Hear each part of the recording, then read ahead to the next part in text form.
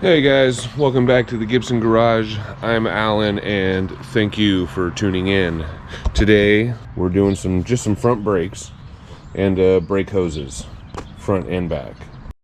So this one's a 98. It's got the updated interior, 88 to 98 model, somewhere around 95 to 96. They changed the interior. Now, there are so many different variations. There's a lot of variations when it comes to pads. I've worked at AutoZone for like 6 years, and it seems to be one of the biggest problems in this area is getting the right pads for this generation of truck. There could be 2.5 inch, they could be 3 inch, they could be, wide. They could be 10, 11, 12, 13 inches, 14 inches. Is it 2-wheel drive? Is it 4-wheel drive? Is it 6-lug? Is it 8-lug? What color is the paint? It's ridiculous. So my point is, take your pads off first and bring them into the store. And anything else, the rotors too, there's different depth rotors, there's a lot of variations, calipers, but it's just strange. It's one of the biggest problems, finding the right parts for finding the right brakes for this truck.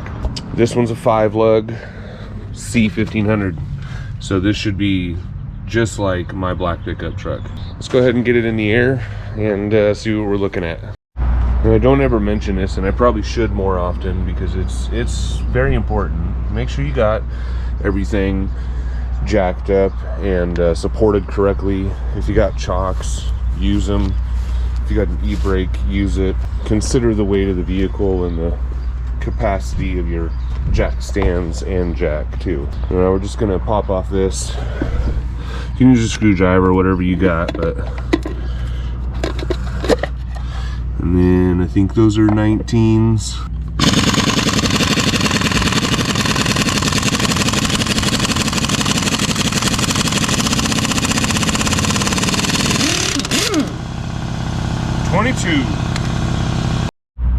So the first thing I'm going to do is remove the brake lines since we're replacing those, and I don't have to worry about hanging up the caliper on with zip ties.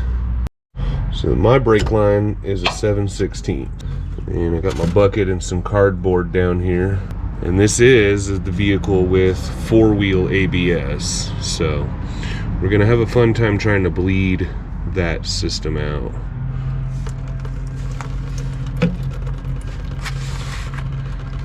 I do have a scan tool. I just don't know if it'll work. So before we go any further, I had to check myself too, but here's all the parts and they do look to be correct. The rear brake hose number, and then one's left and one's right. I'm not sure which is which, we'll just have to compare it. And then we got pads, which hopefully are the right ones. They kind of look like it so far. And rotors. And no, we're not replacing the bearings, I'm just gonna re-grease them. Next, I'm removing this thing because the other end of this brake line is right here on the other side of this flap, and it's easier than trying to reach over the hood. So we're gonna just pop this free here.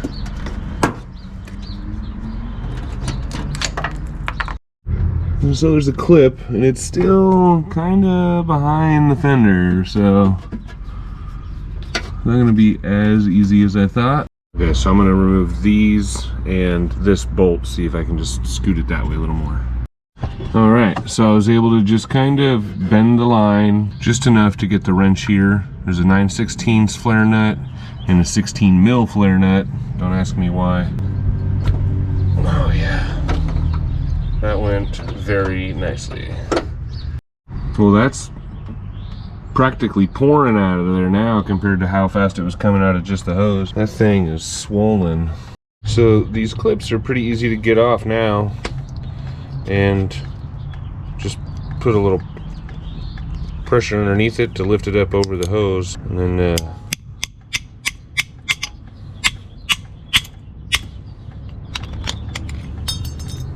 oh, you guys didn't even see. Oh yeah, it's off. Now I can reuse the bracket. Now it is time for the caliper. 3/8 Allen or Hex, whoever, depending on who you are and where you're from. And these pads are worn all the way down to the wear tab.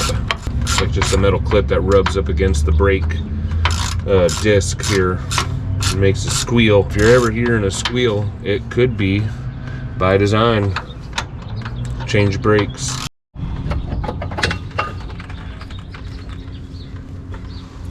We've got to take off this dust cap and the nut and the cotter pin and the nut inside here.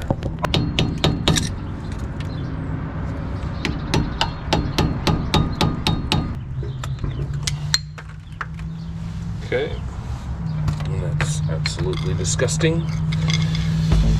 Okay.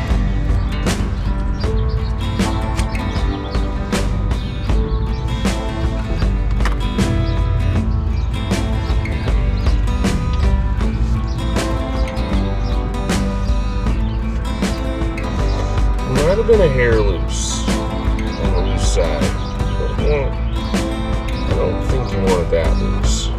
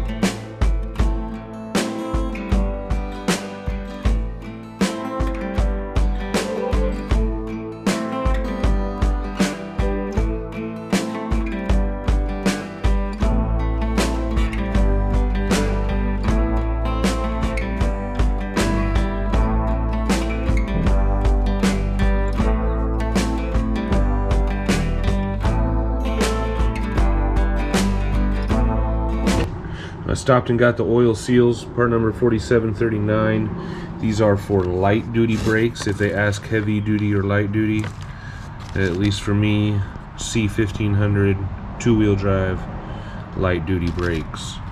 The heavy duty would be part number 4740, and they are a significantly bigger seal. So bring your seal in with you. Let's get these bearings packed.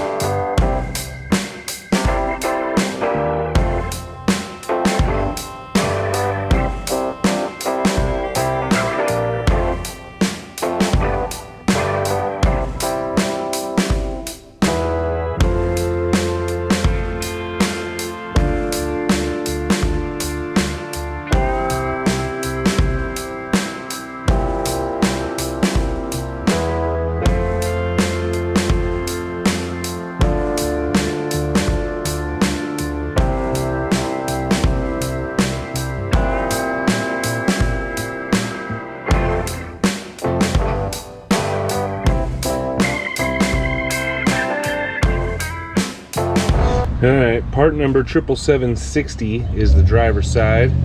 You can tell that because it says L right there. The notches will line up with the bracket like that. And as far as your clip goes, I just put it back in the vise a little bit. There. And the spring went back down, locking it in place.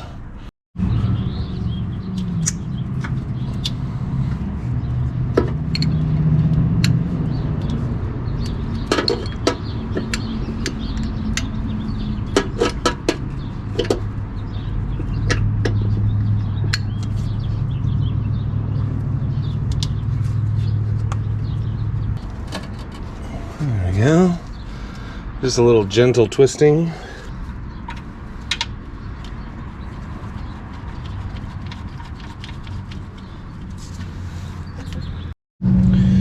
Now if you put the right cable on, and your bracket will be pointing up just like that. Slide a bolt through the bottom and put it in, hold the concaved part, right? Belly goes down, we'll call it. We'll put one nut started, get the other bolt in. There we go. Now, I think these are both 7/16 also. At least that's what worked taking it off.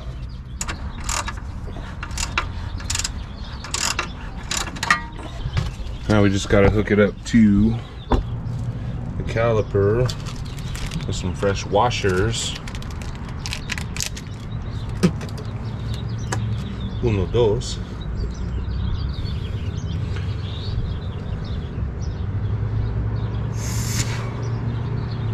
Okay.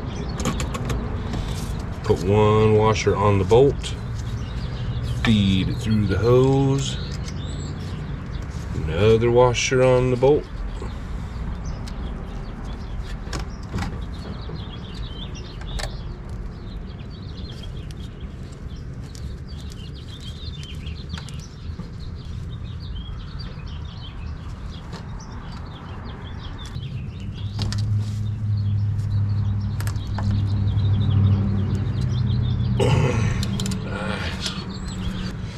I think that's it. That's how you change front brakes and front hoses and rotors and pack bearings. Well, that took forever. I had lost the bolt for the hose. Spent forever looking for it. Had to go down and get a new one. Now we're finally on to the back. And it's going to be the same sizes as the front ones, 9/16 and a 16. This connection right there. And then you got a line, a hard line on either side, on this side right here. And those are both 9/16. And then it bolts to the bracket up there.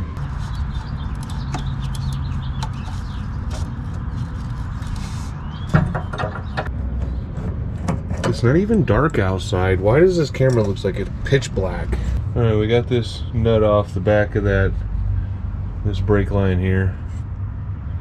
It's still just hanging by the bracket bolt, which I believe is a 13.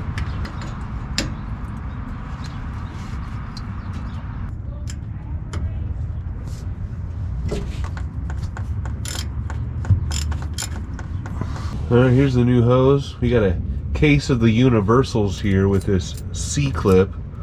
But what this does, now that this brake line has a groove in it, this C-clip can be removed and it can go in other applications that would require a clip or something.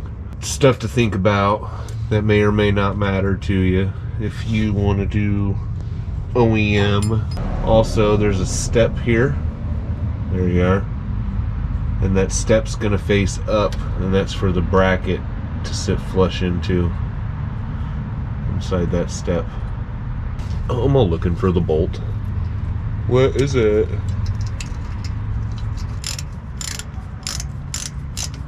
I'll leave that loose for the memento.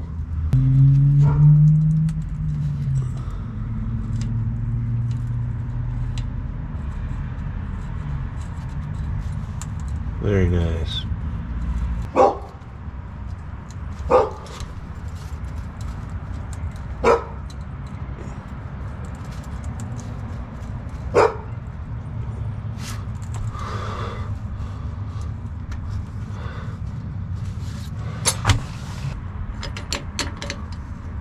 Oh yeah, that's fine. Oh yeah, we're going in.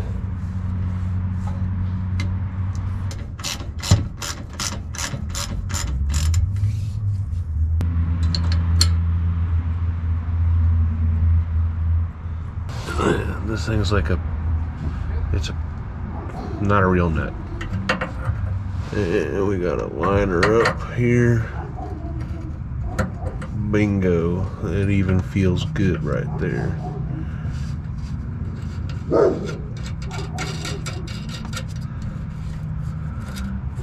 That's always a good sign. just gonna give this a little touch here. That's good enough. Deform this guy back into place. Uh-oh. Now I've been gravity bleeding the front while I've been doing this. The driver's side has caught up, but the passenger side has not, or at least not before I laid down here underneath the back of the truck. So, and then we'll crack the back bleeders there too. Alright, so unfortunately the scan tool or the truck, one of the two, aren't compatible, but I am getting a lot of air out just by gravity bleeding. I did the other side for a while, the back for a while. Now we're gonna let this one go for a while. Then we'll move to the front, and then tomorrow, if this doesn't feel right, then tomorrow I'll buy a vacuum bleeder from Harbor Freight. All right, guys, morning. After lots of bleeding, it's still really spongy, and if you still got a spongy pedal after bleeding a ton of fluid through it, come to find out it could be this little guy right here. This is just a plastic or a rubber cover, and apparently there's like a valve behind there you need to poke in. Oh goodness, my hands are too big. But you just poke a valve in and have someone press on the pedal in the same fashion that you would bleed the screw from the caliper. Almost just fell. There's a hole there. So let's get that cover off and see if that works out, and see if there's any air in there at all. Oh, and also another thing is the brake lights don't work unless your foot's all the way to the floor, and even you like still gotta wiggle the pedal after it's to the floor. Then the brake lights will flicker on kind of mildly too sometimes. And I think that is that switch there.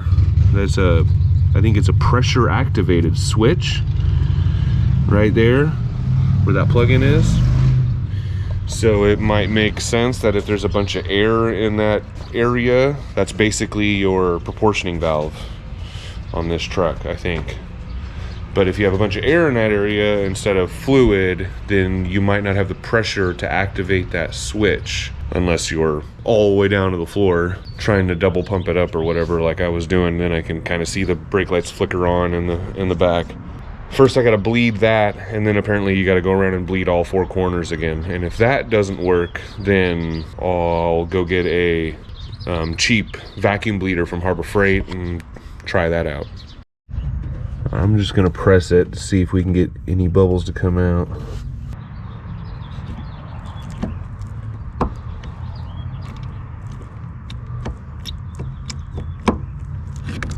Yeah, there was definitely air coming out of that. You just hold it in, it'll bleed. You're supposed to have someone pressing on the pedal. Pump 3 times and hold it down as hard as you can. Whoa, that was cool. Holding it. All right, I'm gonna push it in.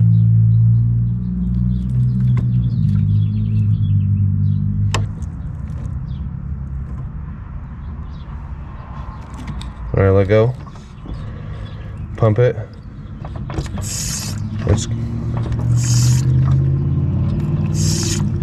Huh. I don't think that's supposed to do that.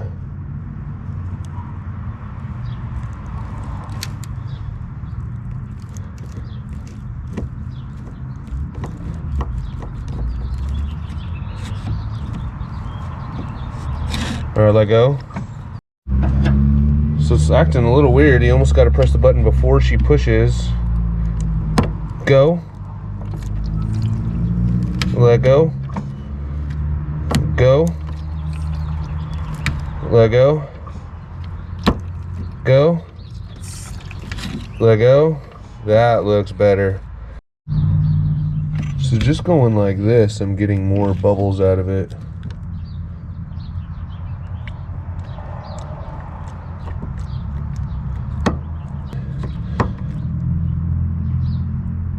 Oh, there's some bubbles. I've tried everything. I went and got the pneumatic bleeder. This thing works great, by the way, honestly. A little bit of a learning curve though. You need to make sure that the threads of your bleeder screws are airtight, because you suck in air from around the bleeder screw. Not that it really makes a difference on how that operates, it aerates the fluid as it comes up, and you don't know if you're pulling, you know, air from the leak or air from the system. You can't tell the difference, but it does, man, it goes through the fluid. So I'm pretty confident I got everything flushed out. I mean, I've got this much fluid. What are you guys doing?